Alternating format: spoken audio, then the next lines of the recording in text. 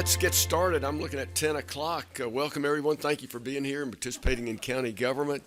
This time I'll call the Paulding County Board of Commissioners work session for February 14th, St. Valentine's Day, to order. And Marshall, if you bring the list forward, it's a good time to silence your phones. Thank you. If you'll stand with me, we'll begin with an invocation and a pledge. Heavenly Father, we just bow humbly and gratefully before you for a new day and a day that we'd call on your wisdom and your guidance and direction in the things that we think about for Paulding County. And thank you for these department heads and law enforcement that protect us, and just the opportunity to work with a board that really cares for their county, and may we move forward. In Christ's name we pray. Amen. Pledge allegiance to the flag of the United States of America, and to the republic for which it stands, one nation, under God, indivisible, with liberty and justice for all.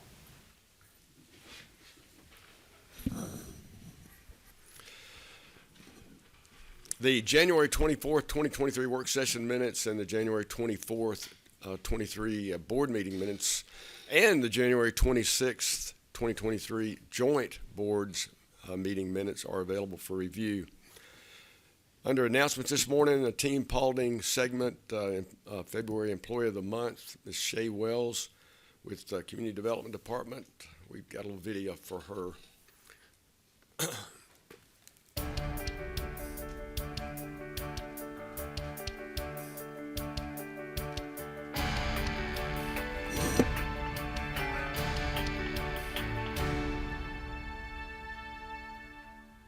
When Shay came to us, we had not had an admin front desk person for quite some time, so we were all spread thin.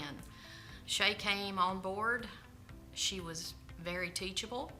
She was willing to learn, willing to tackle any task that we gave to her, and she did it, and she mastered them. There's multiple jobs that she does that's not pertaining to our department that helps other sister departments, and she has never once complained. She is definitely a county team player, and she wants to help in all aspects. And whoever's department that is, if she can help, she's willing. I was having lunch at a local restaurant, and there was an elderly gentleman sitting next to me. And he was talking to some folks he had met in there, and he was saying that he had came to the county, and he was saying how helpful Shay was to him. He wasn't even here for something from Development Division, but Shay was so helpful and helped him find where he needed to go, and how patient she was with him. And so I turned to him and asked, I said, "Were you in Development Division?" He said, "Yes, ma'am." "Do you know Shay?" And I said, "Actually, we work together." And he said, "Well, he said, you do not find customer service like that anymore, and you guys need to appreciate her." And I said, "Well, we do." And he said, "Please let her bosses know how wonderful she is and that she deserves a raise." Shay, your nomination came from the heart, because you came on board. We didn't know each other that well, but you became a vital part of our department, and you became my friend. So congratulations.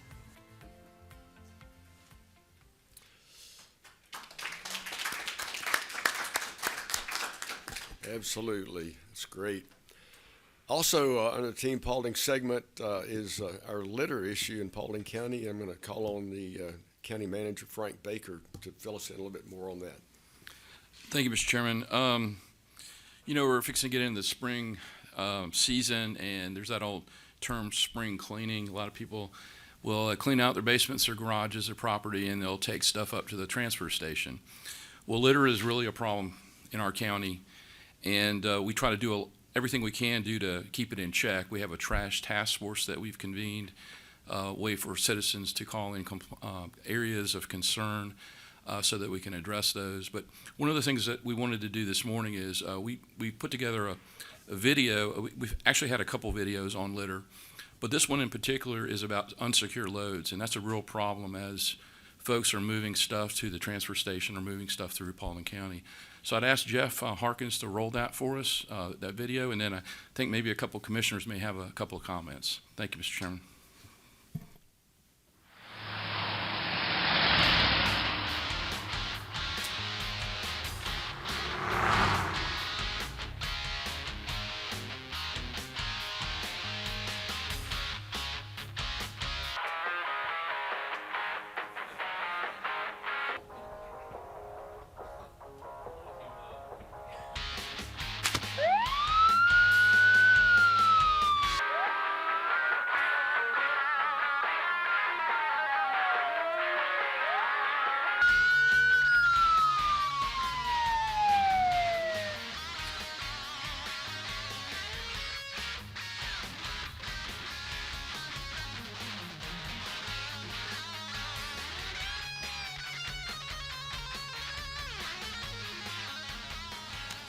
How you doing, sir?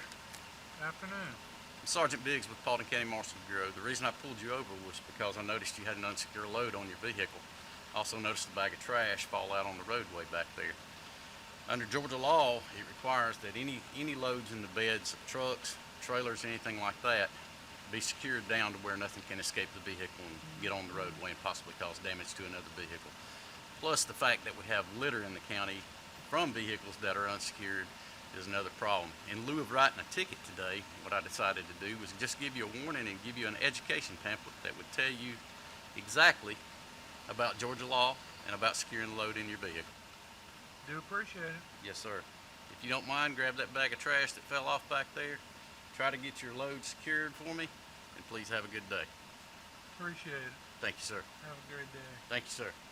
The Paulding County Trash Task Force would like Paulding County citizens to work with us to promote a clean and healthy environment to live, work, and play. With that in mind, we have created a way to report litter incidents throughout the county. If you see litter, report litter. Go to paulding.gov and scroll down the page to Paulding Spotlight section or scan this QR code. Thank you, and remember to keep Paulding beautiful.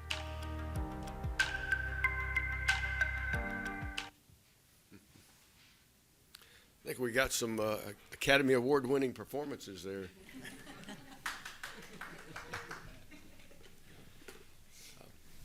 Comments? I guess Steve has a fan out there. We spend a lot of money in trash, picking up trash, mowing and picking up trash. We've got a great task force, trash force, if you want to call it. And Keep Paulding Beautiful does everything they can possibly do. We have the marshals that help us out on that, but we need your help as well. We've got to get a handle on the trash on our roads. It looks horrible. George, how much money do we spend on trash? Just in the off-season, it's over $328,000. That's not including the in-season growing. Yes, it's very expensive, and if we all did our part, we wouldn't have to pay that. The taxpayers of Paulding are paying for that trash pickup, and they're also putting that trash there. So please help us with this. Yeah, Sandy and I have done a lot of work together on this. Now, I want to echo what she says, but I also want to thank all the department heads that have been involved in this. Frank's helped us, but the Marshal Service, Keep Paulding Beautiful, there's actually an inmate work detail, and it's a lot. It's a big effort, guys, and I can't thank you guys enough. We're trying our best to make it better, but we need all the help we can get.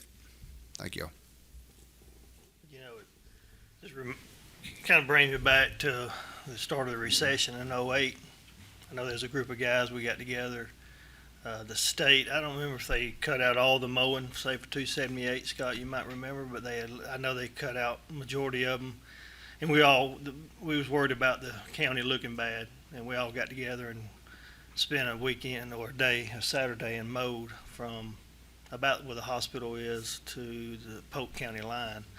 And it's just because we care about what our county looks like, and as a lot of people do. And you know, I can't stand to go down the road and see a bunch of trash. So like I said, if you're watching, if you just educate your kids or your loved ones or some friends or anyone that might have seen throw something out the window or maybe unsecure load, please just maybe help educate them. And you can also volunteer for Keep Paulding Beautiful. I think we'd be remiss not to bring up the value of having commercial interest locate in our county because they see that it's a clean county, or vice versa. If it's not picked up and doesn't look nice, anybody that might be thinking about locating a business in Paulding County might say, well, we'll go somewhere else. We don't want that to happen. We're all proponents of economic development and better jobs, and so let's work together like Sandy and everybody else has said. All right. Everybody's an invited guest in here. We've got one of the commissioners' husbands out here. We've got Tim Estes, who knows how to treat his wife on Valentine's Day. Bring her to a Board of Commissioners meeting. And a lot of y'all probably don't know Jennifer. She's way back there in the back, and she's with another steal from Paulding County. She's working with Frank now. So, Jennifer Daniels, good to have you in here. Under bid awards, item 2 on the agenda is to award the fiscal year 2023 Paulding County right-of-way vertical mowing contract 1 to the lowest responsive bidder, which is NGL and Erosion Control Group, in the amount of $90,168. The funding for this project will be allocated from general funds. Mr. Jones is going to tell us some more. Good morning. Morning. Finance advertised the project known as the FY23 Right-of-Way Vertical Mowing Contract 1. This work consists of performing side mowing and trimming of tree branches that are encroaching or a threat to encroach from the sides of the right-of-way onto traveled areas of roads.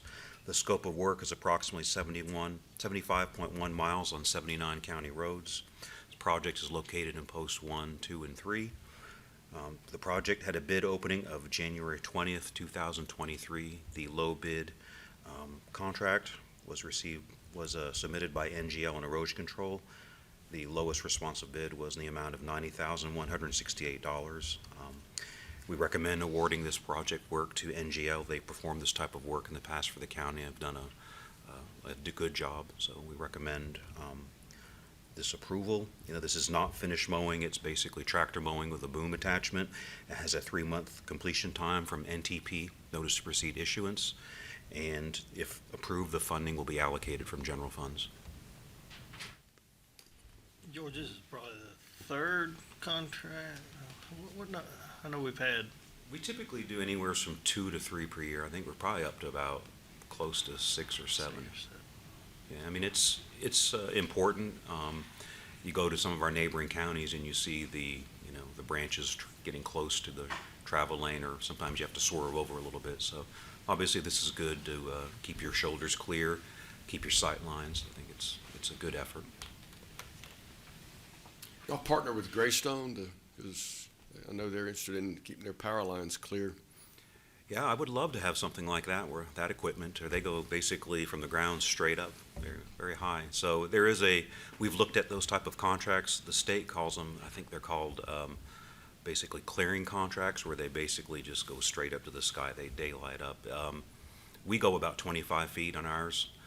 It's just more money when you do that type of work. So we've looked at it. We actually need to probably put out a bid just to see what we would get for that type of work. But there are some roads, obviously, where that type of work would be good. Let's say East Paulding Drive or Gold Mine Road, where you could kind of daylight some of those areas. Thank you much. Thank you. We have a report this morning from Miss Ann Littman, Community Development Director, updating us on permits and licensing.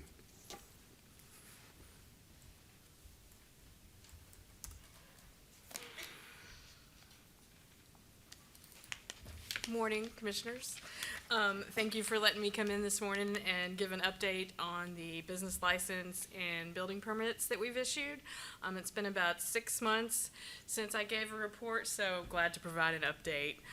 This first chart shows the permits issued by month from starting in January 2021 to last month in January of 2023. This is total permits, so you can kind of see that I think the first quarter of 2021 was about the most permits we've issued in one quarter in quite a while. This next chart shows the breakdown of the permits issued in 2022. Let me make this a little smaller. For one of the first times in a year, the majority of permits that we issued was not single family. It was trade permits. So I think it's kind of a yay, kind of something that we're excited to see a little change in that.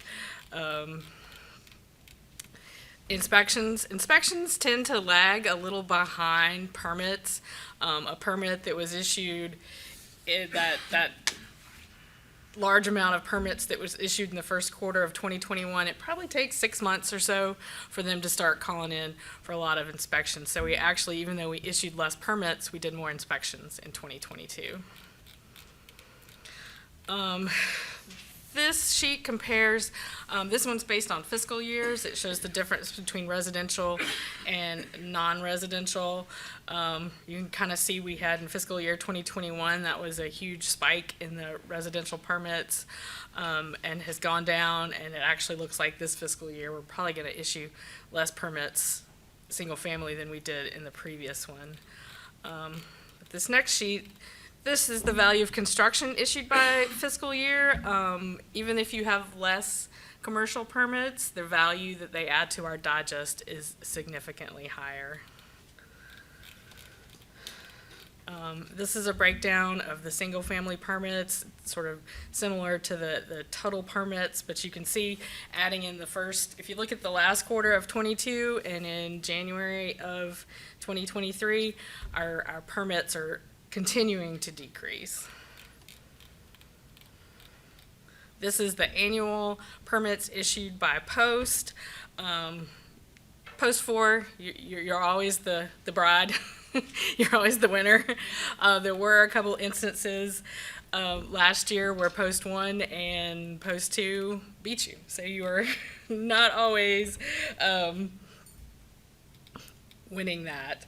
And actually, if post 1, just a breakdown, last year there was 1,429, actually it's 92, I remember because it was 1492 permits issued, and between post 1 and post 2, they had 50%. So each had exactly 25%, and post 4 only had 40. So we've definitely seen a shift of development, and I'm sorry, post 3, you're always the flower girl, never the bride of the bridesmaid.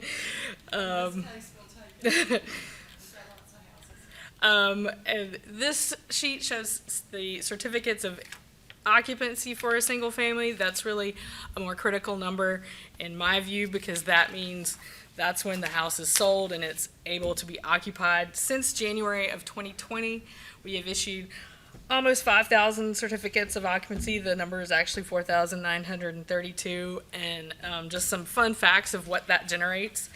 That generates approximately 11,818 people, 2,959 students, 44,585 vehicle trips added, and 945,400 gallons of water used per day. So Ray likes to blame me for stuff, so I'm going to give him a reason why he can sell more water. We're going to have to shift this because our post boundaries have changed.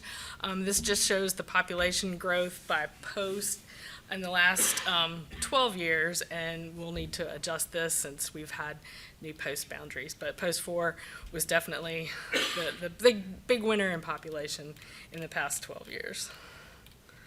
Now looking at commercial permits, this shows the breakdown by post, and post 1 and post 3. We also issue the permits for the city of Hiram, so this shows the breakdown of the number of permits issued in the post, indicating in red what is Hiram. And post 1 and post 3 are the winners in commercial permits, which is a good transition to our occupational tax certificates. As of yesterday, that should be actually yesterday, not July 11th, we have 3,763 active permits. Just to note, we are in the active renewal, so some of these numbers will drop down. We are in the process of giving people the opportunity to pay, and some of these people will probably find out that they're no longer running the business. But we did collect almost $500,000 in revenue. All of our occupational tax certificates, we track their North American Industrial Classification number, and these are the top 5 of our new businesses that we initiated their business license last year. So the top 5 are construction, administration and support, retail trade, other services, and transportation and warehousing. And these 5 were over 70% of the new business licenses. And this, as of yesterday, this hasn't changed much. About 25% of our business licenses are commercial locations, and 75% are home occupations. So that is the conclusion. I'll be happy to answer any questions, and if there's anything special you'd like me to do, I'll be happy to try to get those numbers for you. Thank you. Thank you. Thank you, Ann. I did have a question. On the home-based businesses, do we have any kind of program or support in place for them that would maybe perhaps help them from moving to a regular retail, commercial location kind of business? In other words, is there something in place to help the home-based businesses grow? We have partnered a couple times with the chamber to help people get their business license started. I'll be glad to reach out to Michael Hughes. I believe that they have had a few programs where, and I think if we tracked it, we would probably see that some people had a home business and were successful and moved into a retail location, but I'll look into that and see if I can bring y'all some more information. Yeah, the EDO actually has, I think, a grant that you can apply for through the EDO, and it's on their main page. Thank y'all. Thank you, Ann. No one signed up for public participation on agenda items this morning. Under the consent agenda, we've got several items that we need to read, vote on this afternoon. Item 3 is to authorize the county manager to execute documentation to accept the ACCG, Association of County Commissioners of Georgia, internship grant.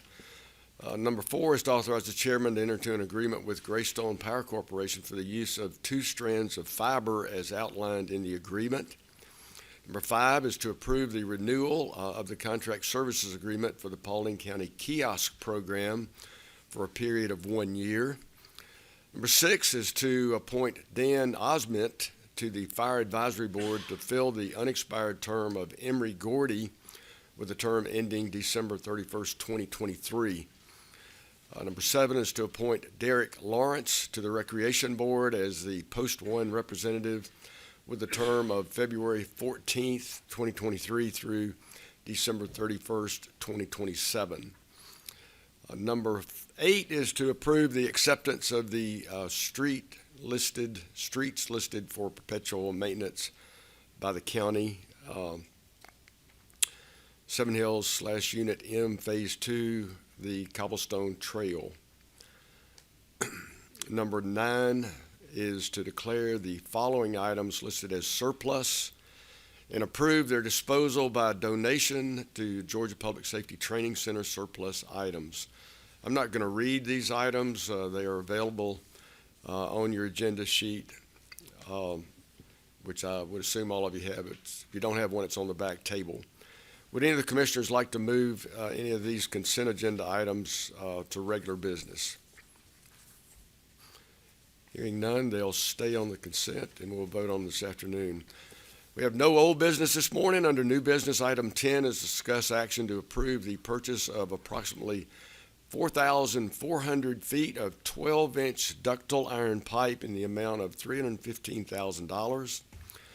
This is for the Industrial Building Authority commercial site sanitary sewer upgrade. The funding will be allocated from the Renewal and Extension Fund, and the project is located in Post 3. Mr. Ray Wooten, Water Director, to report. Thank you, Ray. The water system has the need for additional sewer capacity in some areas where the IBA has property. The IBA, just like any other group, follows county regs where you extend sewer to your upstream property. Well, in the case of the IBA, they've got some property that is going to be advantageous to the water system to contribute in order to have the upsized capacity of that line from an 8-inch to a 12-inch main. That way we can take advantage of the additional capacity. And the way we normally like to do it is to supply the pipe for the upgrade, and that way when the IBA has the construction across the site, we end up with a brand new 12-inch line instead of an 8-inch main with our participation. And so we would like the board to approve the purchase of 4,400 feet of 12-inch ductile iron pipe for the IBA commercial site to allow us for that upgrade. Questions for Ray?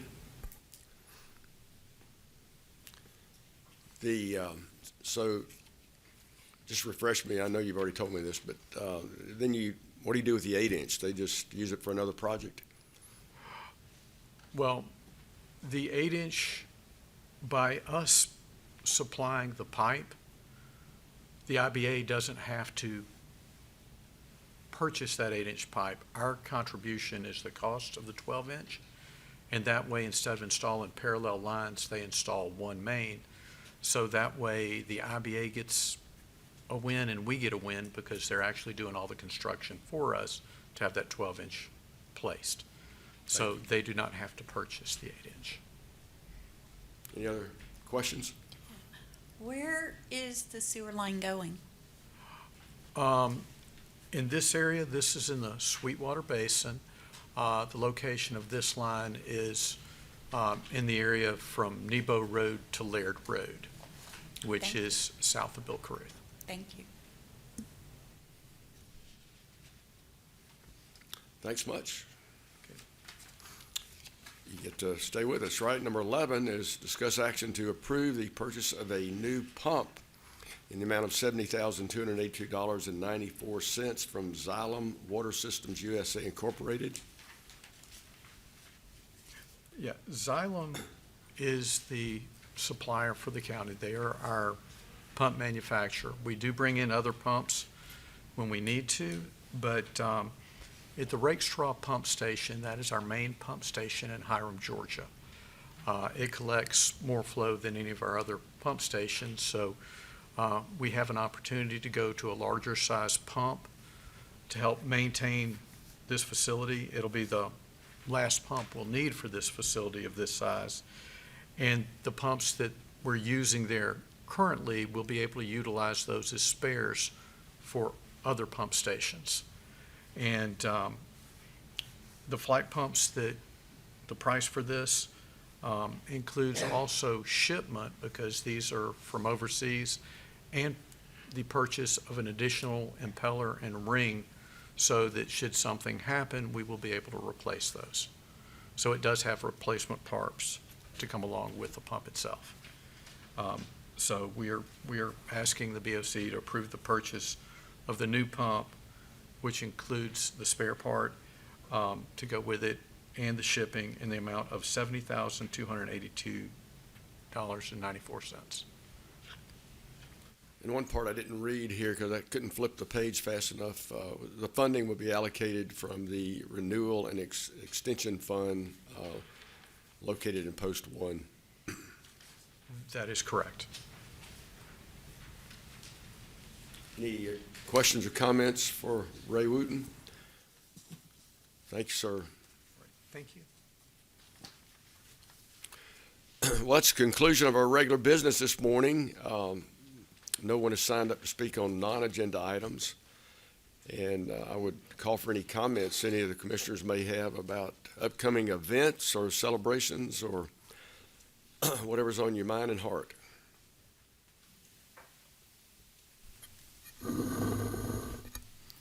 Good morning. I want to thank my favorite Valentine for popping in. I think they had to pop back out. They had lunch. But also he had with him his boss, the founder of Excel and president, Jay Thompson. They've been doing Excel down in Savannah for years, which is a very visionary and practical program to get young people prepared to go into professions. So I appreciated them coming by today. Anyone else? Happy Valentine's Day. I don't know, it keeps coming back to my thoughts that we can continue to remember our elections director, Deidre Holden, who lost her dad last week. And